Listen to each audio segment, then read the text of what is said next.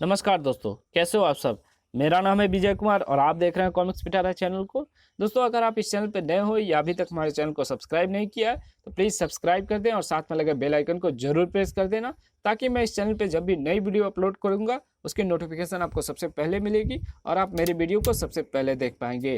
तो चलिए भोकाल की शानदार कॉमिक्स को शुरू करते हैं, जिसका नाम है भागो भोकाल आया। देख सकते हैं इसका कवर पृष्ठ काफ़ी अट्रैक्टिव और कलरफुल लग रहा है।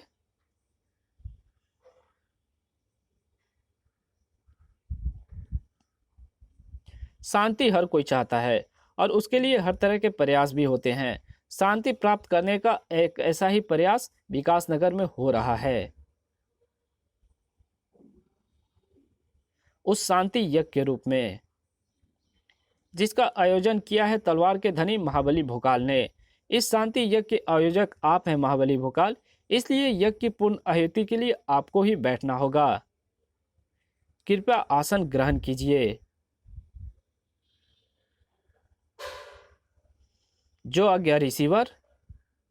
भोकाल जैसे ही भोकाल के कदम आसन की तरफ बढ़े वैसे ही ठिठक गए। टन वहां गुजी इस आवाज पर जो उस अखंडनाद से निकली थी। भोकाल जिससे वचनबद्ध था, भोकाल की उसी वचनबद्धता ने उसके तन मन को उस आवाज का गुलाम बना रखा था। मुझे जाना होगा रिसीवर। टन पूर्णाहुति के लिए शीघ्र ही लौटकर आता हूं। प्रत्युत्तर में कोई जवाब सुनने के लिए भोकाल वहां नहीं रुका, क्योंकि वो बिना कोई क्षण गवाए वहां पहुंच जाना चाहता था जहां स्थित था अखंडनाद। लेकिन अखंडनाद के साथ वहां एक आश्चर्य भी मौजूद था। अरे ये क्या, अखंडनाद तो निरंतर बज रहा है लेकिन इसे बजाने वाला कहीं नहीं दिखाई दे रहा। टन बिना किसी के बजाय अखंडनाद कैसे बज रहा है? मेरी फूंक से बज रहा है और मैं हूं प्रलोका। ओह, तू कहां से और क्यों आया है? अखंडनाद क्यों बजा रहा है? शैतान लोक की एक अत्यंत गुप्त नगरी से मैं यहाँ क्यों आया हूँ और कौन मुझे यहाँ लाया है ये मुझे नहीं मालूम, परंतु यहाँ आकर यह अवश्य मालूम हुआ कि मैं शैतान लोक की उस नगरी में अपनी सहस्त्रों अद्भुत शक्तियों के साथ बेकार ही रह रहा था।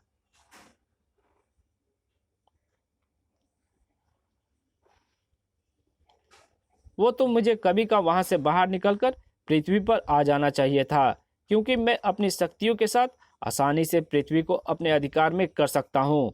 फिर मुझे पता चला कि तेरे होते ऐसा नहीं हो सकता, इसलिए सबसे पहले तुझे ही समाप्त करने यहाँ आ पहुंचा और तुझे बुलाने के लिए 1 घंटा बजा दिया। ये तूने बहुत अच्छा किया, क्योंकि अगर तूने अखंडनाद नहीं बचाया होता तो तूने अभी अभी जो बातें की उसके लिए मैं तेरी गर्दन को तेरे धड़ से अलग कर देता। खैर, मैं तुम्हें क्षमा कर रहा हूं। जा, जहां से आया है वहीं वापस लौट जा। मैं तुम्हें वापस जाने के लिए नहीं कहूंगा, क्योंकि मैं तेरे टुकड़े टुकड़े करने के लिए बुरी तरह मचल रहा हूं। धड़ाक भोकाल पर वो वार करके प्रलोका ने दिखाया अपना भयानक रूप। पता नहीं ऐसे कितने भयंकर विस्फोटक गोले निगल रखे हैं मैंने, आज उन्हें उगलने का समय आ गया है। ओह, परलोका द्वारा उगले गए विस्फोटक गोले एक से बढ़कर एक भयंकर हैं।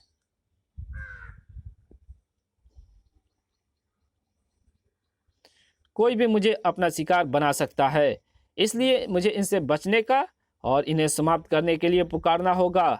बड़म बड़म भोकाल, अब टुकड़े टुकड़े होंगे तेरे उन गोलों के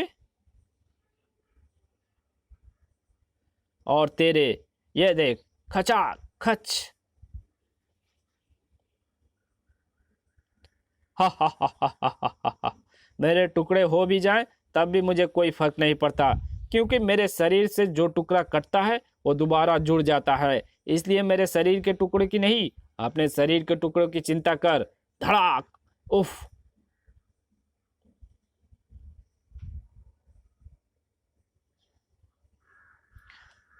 ओह, इस बार उसके मुंह से उगलने वाले गोलों की संख्या बढ़ गई है और ये संख्या लगातार बढ़ती ही जा रही है। इस तरह से तो मुझे उससे बचने के लिए मेरे पास तिल भर भी जगह नहीं बचेगी। मुझे उससे बचने का कोई अस्थायी प्रबंध करना होगा, और ऐसा तभी हो सकता है जब मैं परलोका को समाप्त करूं, और ऐसा संभव नहीं है क्योंकि परलोका के अंग कटने के बाद दोबारा उग आते हैं। इसकी भयंकर शक्तियों से बचने और इसे समाप्त करने के लिए क्या करूं, समझ नहीं आ रहा। बुड़ुम बुड़ुम। एक क्षण, एक रास्ता है। परलोका ने अभी अभी कहा था कि उसने सहस्त्र विस्फोटक गोले निगल रखे हैं। इसका अर्थ है कि वे सभी गोले उसके पेट में सुरक्षित हैं। बस वही विस्फोटक गोले उसे समाप्त करेंगे। मुझे मात्र इतना करना है कि अपनी तलवार से ज्वाला शक्ति को इस तरह प्रचंडता से छोड़ना है कि वह उसके विस्फोटक गोलों को नष्ट करती हुई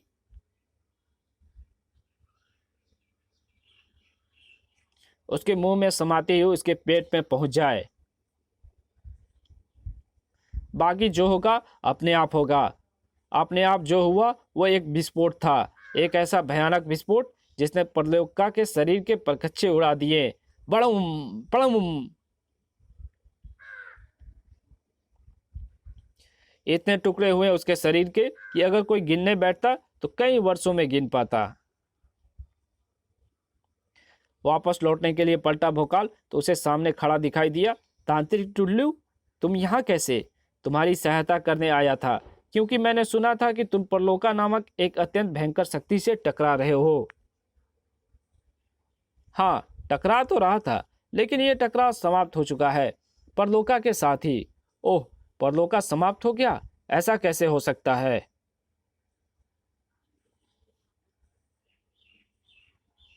उसके विषय में की गई मेरी तंत्र गणना तो कुछ और ही कहती है। तुम क्या कहना चाहते हो मित्र? मैं समझा नहीं। तुम्हें शांति यज्ञ में पूर्णाहुति देने में विलंब हो रहा है। वापस चलो, रास्ते में मैं तुम्हें सब समझाता हूँ। समझना तो मैं भी सब कुछ चाहता हूँ, क्योंकि तभी समझ में आ पाएगा कि आखिर परलोका शैतान लोग के अत्यंत गुप्त स्थान से एकाएक पृथ्वी पर कैसे आ गया।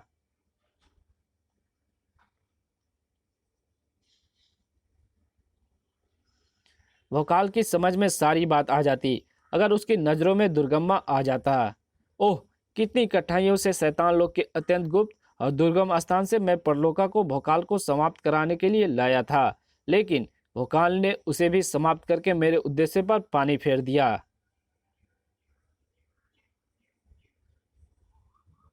अब मुझे फिर से किसी अत्यंत दुर्गम स्थान पर जाने का और वहां से भोकाल से टकराने के लिए किसी भयानक शक्ति को लाने का कठिन परिश्रम करना होगा। ओह, अब तुम्हें कहीं जाने की आवश्यकता नहीं है दुर्गम्मा, क्योंकि भोकाल का नाश करने के लिए मैंने जो अद्भुत योजना बनाई है उसे मैं तेरे सहयोग से ही पूरा करूंगा, क्योंकि तुझमें एक ऐसी शक्ति है जो दूसरे किसी प्राणी में नहीं। अंधेरे में खड़े उस शख्स के तेजी से हाथ में नाचते हाथों ने ना जाने क्या किया कि दुर्गम्मा को तुरंत ही अपना निर्णय बदलना पड़ा। भोकाल को समाप्त करके सबसे बड़ा महाबली बनने के लिए मैं किसी और शक्ति को लाने की क्यों सोच रहा हूं? मैं स्वयं यह कार्य क्यों नहीं करता? आखिर विश्व का होने वाला सबसे बड़ा महाबली हूं मैं आ रहा हूं भोकाल, तुझे तेरे नाम के साथ मिट्टी में मिलाने मैं आ रहा हूं भोकाल।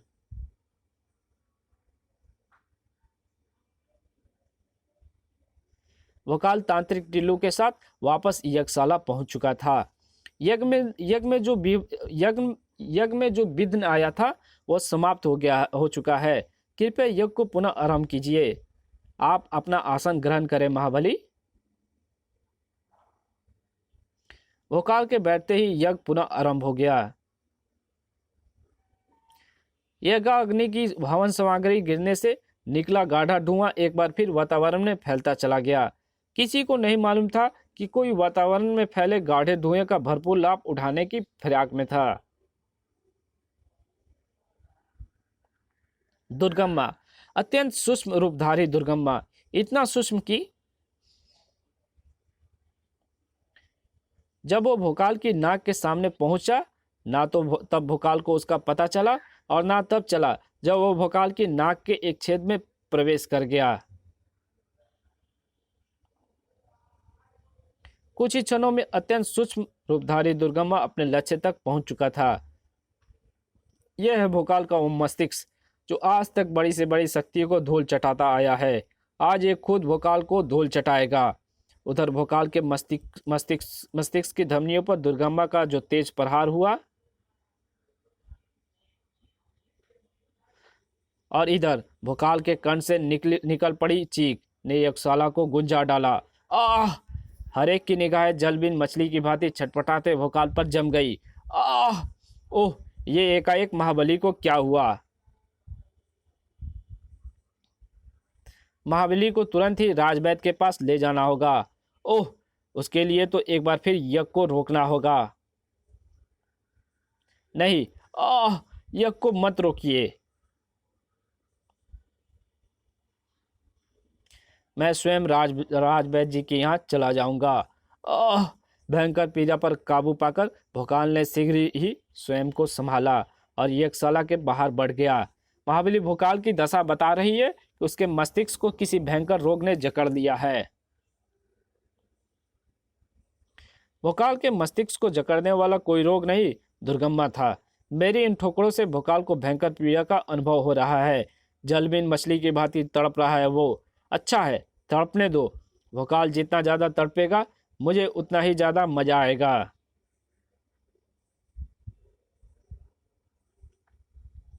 मैं छाती ठोक कर सारे विश्व से कह सकूंगा कि मैंने भोकाल को तड़पा तड़पा कर मारा है। ओह! ये मैं क्या कर रहा हूँ? अगर मेरे प्रहार से भोकाल अभी मर गया तो मेरे लिए अत्यंत गहरा संकट खड़ा हो जाएगा। भोकाल के मरते ही मैं भी मारा जाऊंगा, क्योंकि मरते ही भोकाल के शरीर के जीवन तंत्र कार्य करना बंद कर देंगे। ना तो वो सांस अंदर लेगा और ना बाहर छोड़ेगा। और ऐसा हुआ तो फिर मैं यहाँ से बाहर नहीं निकल पाऊंगा, क्योंकि मैं बाहर जाती सांस की सहायता से ही बाहर निकल सकता हूँ। ऐसा करता हूँ, भोकाल पर अपनी शक्तियों का अंतिम प्रहार करके बाहर निकलता हूँ।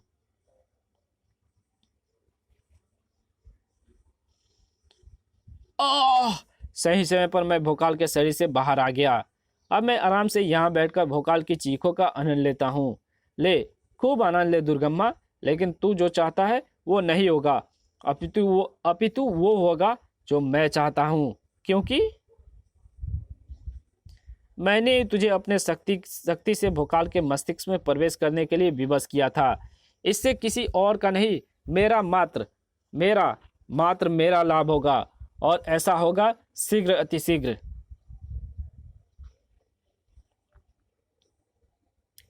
शांति यज्ञ में आहुति डालते हाथों को अचानक ठहर जाना पड़ा। बुड़ुम बुड़ुम! ओह! किसी ने यज्ञ क्लेशों को फोड़ दिया। किसने की यह दृष्टता? सामने आए शख्स को देखकर सभी की आंखें कटोरिये से उबलने की हद तक चौड़ी हो गई। महाबली भोकाल, महाबली, यज्ञ क्लेशों को आपने तोड़ा है महाबली? हाँ, और ऐसा मैंने इसलिए किया है क्योंकि मैं नहीं चाहता कि ये यज्ञ हो। ये आप क्या कह रहे हैं महाबली? वही जो तुम सुन रहे हो, और इस सुने हुए पर कार्रवाई करके तुरंत ही इस शांति यज्ञ को भस्म करो, नहीं तो सारा जीवन अशांति से भर जाएगा। आऊं! भोकाल की उस हरकत ने किसी को भी वहां नहीं खड़ा रहने दिया। भागो!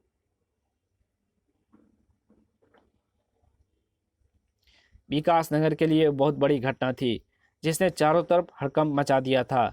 जिस शांति यज्ञ को महाबली भोकाल ने स्वयं आयोजित किया था, उसे अपने हाथों से भंग कर दिया।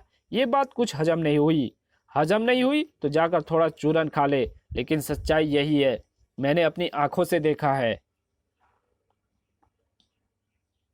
तेरी आंखों में मोतियाबिंद है, तुझे क्या दिखा होगा? हम तेरी बात नहीं मानते। सच वही है जो ये कह रहा है। अगर इसकी आंखों पर भरोसा नहीं है तो अपनी आंखों से देख लो। महाबली भोकाल यहाँ तुम्हें ये बताने के लिए, इस राज्य में अब ना कहीं कोई यज्ञ होगा, ना कोई पूजा पाठ, ना कोई इष्ट देवों का स्मरण करेगा और ना कोई मूर्ति पूजा होगी। ये भोकाल का आदेश है। जो इस आदेश को नहीं मानेगा वो भोकाल के हाथों अपने विनाश का स्वयं उत्तरदायी होगा। अपना आदेश देकर भोकाल चला गया। हर एक के मस्तिष्क में प्रश्नों का पहाड़ सा अंबार लगाकर ये महाबली को अचानक क्या हुआ? आखिर महाबली ऐसा क्यों कर रहे हैं? क्या महाबली नास्तिक हो गए हैं? क्या महाबली को ऐसा आदेश देने का अधिकार है? हम महाबली के आदेश को माने या ना माने?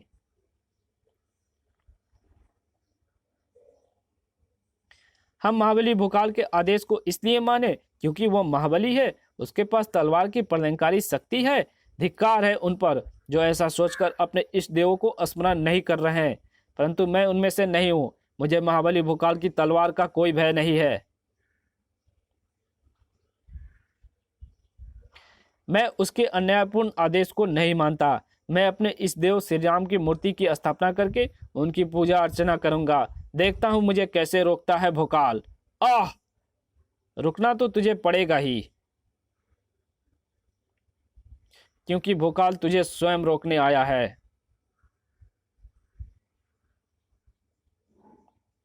जो कदम भोकाल के आदेश के विरुद्ध उठकर मंदिर की तरफ उठे वे टूट कर रहेंगे। जिन हाथों ने भोकाल की इच्छा के विरुद्ध भगवान की मूर्ति को उठाया वे धड़ से उखड़ जाएंगे। आह! इस मूर्ति के लिए तू अपने प्राणों की आहुति देने चला था। यह अब तुझे नहीं बचा पाएगी, क्योंकि ये मूर्ति स्वयं को बचा ले, इसमें इतनी शक्ति नहीं है। भोकाल द्वारा हवा में उछाली गई भगवान श्री राम की वो मूर्ति जमीन से टकराकर चूर चूर हो जाती।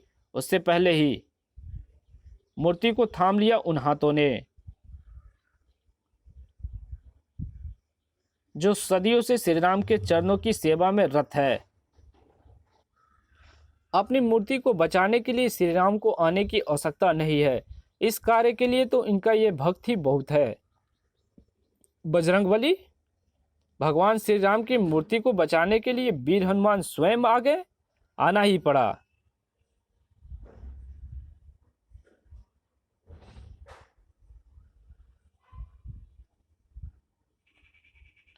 इस दुष्ट को यह बताने की ईश्वर को ना मानने वाले पापियों को इस पृथ्वी पर रहने का कोई अधिकार नहीं है। ओह, तो तुम ये अभिमान लेकर पृथ्वी पर आए हो? तुम भोकाल को पराजित कर दोगे? वापस लौट जा बजरंगी। तुम्हारा ये अभिमान चूर चूर हो जाएगा उससे पहले ही। अभिमान किसका चूर होगा यह अभी पता चल जाएगा। जय श्री राम। भोकाल। इसी के साथ इस कॉमिक्स को यहीं पे ख़त्म करते हैं। इसके आगे की कहानी पढ़ेंगे इसके पार्ट 2 में। तब तक के लिए बाय। मिलते हैं इसके पार्ट 2 में। अगर वीडियो अच्छी लगी हो तो वीडियो को लाइक कर देना। अगर चैनल पर नए हो तो प्लीज़ सब्सक्राइब कर देना। इससे हमें मोटिवेशन मिलता है। तो प्लीज़ अपना प्यार और सपोर्ट बनाए रखें और दिखाएं।